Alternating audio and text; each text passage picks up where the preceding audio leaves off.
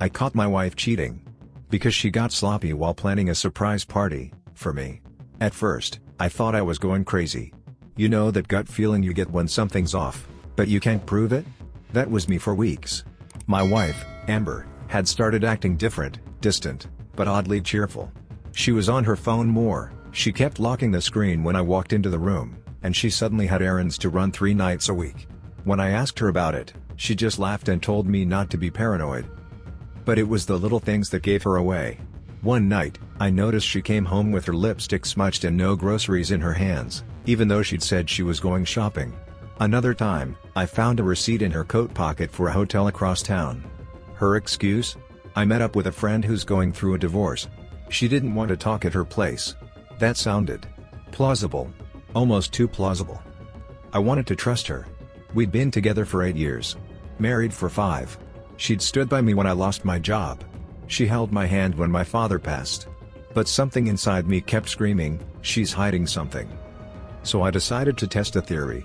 I faked a meeting out of town and stayed at a cheap motel nearby. I watched our house from my car that night. I didn't have to wait long. Around 8 p.m., a sleek black car pulled into the driveway. A man stepped out, tall, fit, maybe early 30s, and let himself inside with a key. My stomach dropped. This was no friend. I wanted to storm in right then and there. Kick the door open, confront them, make a scene like in some movie. But instead, I froze.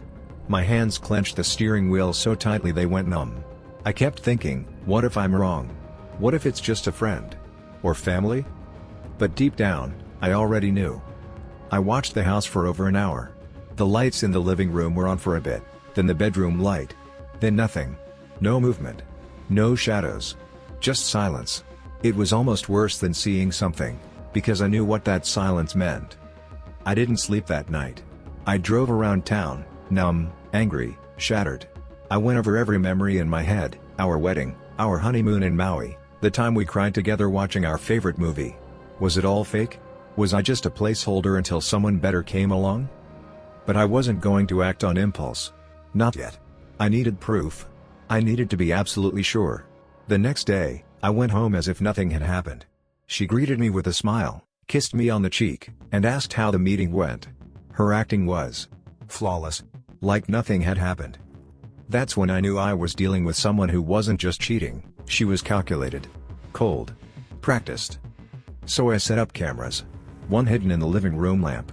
Another tucked into a vent in the hallway. And a third, disguised as a charger in our bedroom.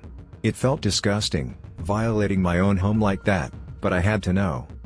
And a few nights later, I got my answer. I watched the footage with shaking hands. It was surreal, like watching a stranger's life fall apart in real time. Amber waited until I left for work. Less than an hour later, the same black car pulled up. He walked in like he owned the place. She met him at the door wearing the same robe she used to wear for me. They kissed. Deeply. Like lovers who'd been doing this for a long time. I couldn't breathe. He made himself comfortable. They laughed, poured wine, sat on our couch. He put his hand on her thigh, and she didn't flinch. She leaned into it. I had to pause the video. I felt nauseous. This wasn't a fling. It wasn't some mistake. This was intimacy. I fast-forwarded. They went into the bedroom. The camera there didn't catch everything, I made sure it wouldn't, but I saw enough. I closed my laptop. Sat there. Completely hollow. A part of me wanted to confront her right then. Another part wanted to just disappear. I didn't know who I was looking at anymore when I saw her. This wasn't the woman I married. And the worst part? Later that night, after he left, she texted me. "Can't wait to see you tomorrow night. I've got a surprise." A surprise. At that moment, I realized she was planning something. Maybe a party. Maybe something else. But the timing. The secrecy. It clicked.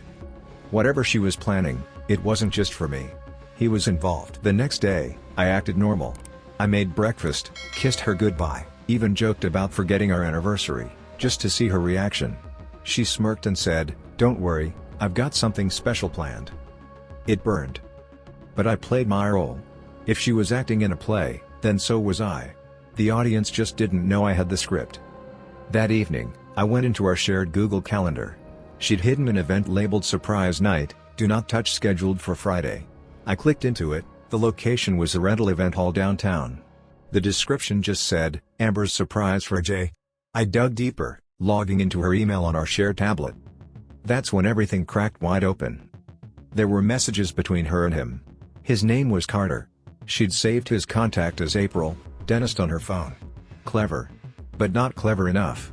Their messages were intimate, even cruel. Can't wait till he's out of the picture. He's so oblivious. This'll be fun.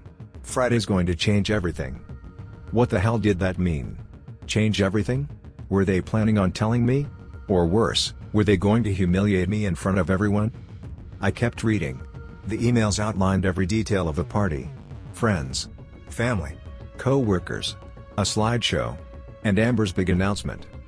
But nowhere did it say what the announcement was. And then, I found it. A message buried deep in a thread from weeks earlier. Friday's perfect. I'll tell him then. It's over. We'll be free. She wasn't just cheating. She was planning to dump me, at my own surprise party. I stared at the screen for what felt like hours. We'll be free. The words echoed in my head like gunshots. She was going to blindside me in front of everyone I cared about. Ruin me. Humiliate me. I couldn't cry. I couldn't even feel. I just went cold. But somewhere beneath that numbness, a different fire began to rise. I wasn't going to let her get away with this. Not like that. If she wanted to make a show out of my life, fine. But I was going to rewrite the ending. So I made a plan. A quiet, meticulous plan. First, I made copies of the emails. Screenshots. Backups. I uploaded everything to a secure cloud drive. Then I reached out to my best friend, Kyle. I hadn't told him anything yet, not because I didn't trust him, but because saying it out loud made it real. When I showed him the footage and the messages, he looked at me like I'd just been shot. "You sure you want to go through with this?" he asked. I nodded.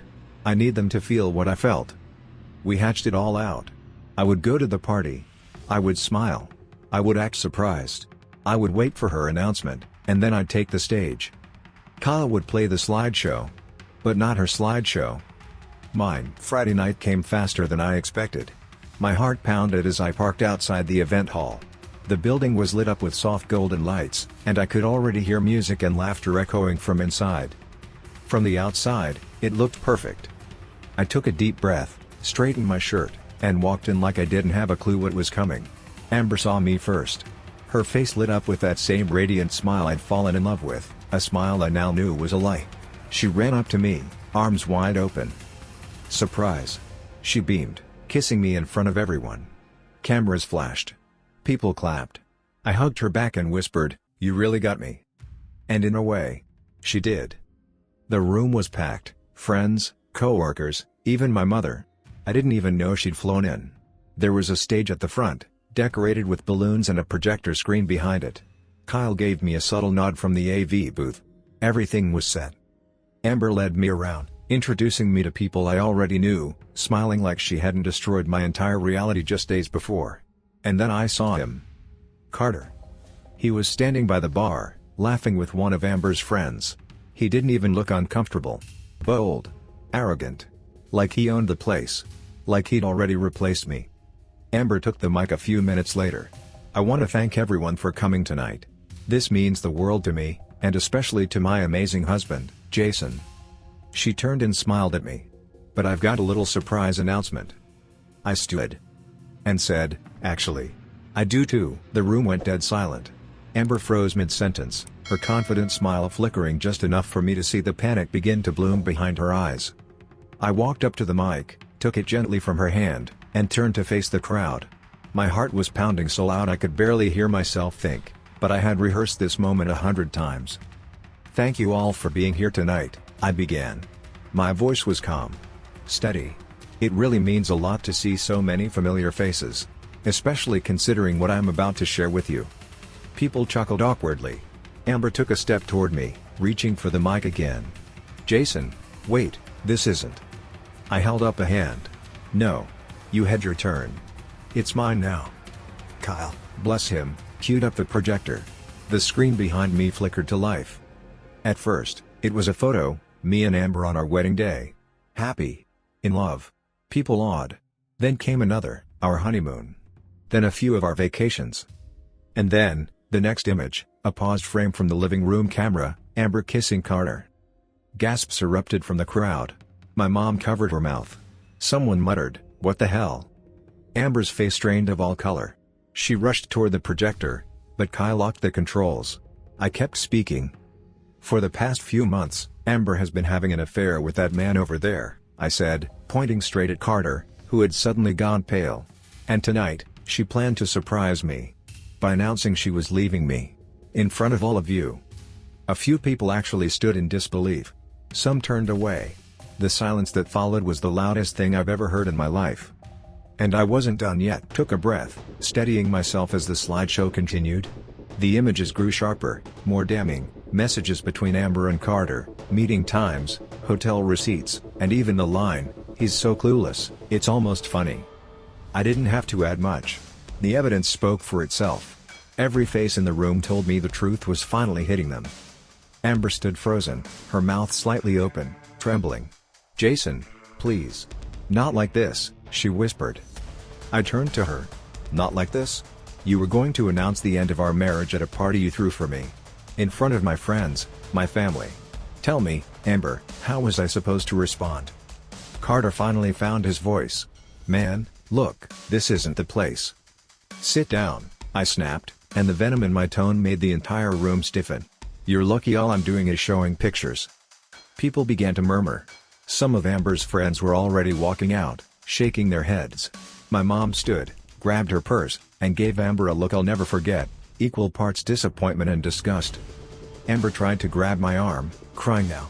"Jason, we can talk about this later, I didn't mean." "No," I said quietly, stepping away. "You meant every word. You meant every kiss. Every lie. Every message. You just didn't think I'd find out in time to flip the script." I turned back to the crowd. "Thank you all for being here. I know this isn't the party you expected. But I thought you deserved to know the truth." I walked off stage, heart pounding. And the entire room erupted, not in applause. In silence. Shock. And then, whispers. As I stepped down from the stage, I felt every eye in the room on me. Some were stunned. Some looked away. A few people nodded at me with something that looked like respect, or maybe pity. Amber just stood there, paralyzed. Carter tried to whisper something to her, but she pulled away. She looked smaller than I'd ever seen her. Not because I humiliated her, but because she did this to herself. Qley met me at the door. "You okay?" he asked. I wasn't. Not even close. But I nodded. "I will be." We walked out together, leaving behind the wreckage she created. I didn't say goodbye to anyone. I didn't need to. That night wasn't about closure. It was about clarity. And finally, I had it. The next day, I packed a bag and left. I didn't scream. I didn't beg for answers. I didn't even confront her again. I just texted her one line. "You made your choice. Now I'm making mine." She blew up my phone for days. Apologies. Excuses. Promises. She even claimed Carter meant nothing, that she was confused, scared, that she planned to tell me before the party but didn't know how. Too late. When she realized I wasn't responding, she tried to flip the narrative, saying I ambushed her, that I embarrassed her unnecessarily, that it could have been handled privately. But she never understood, she made it public first.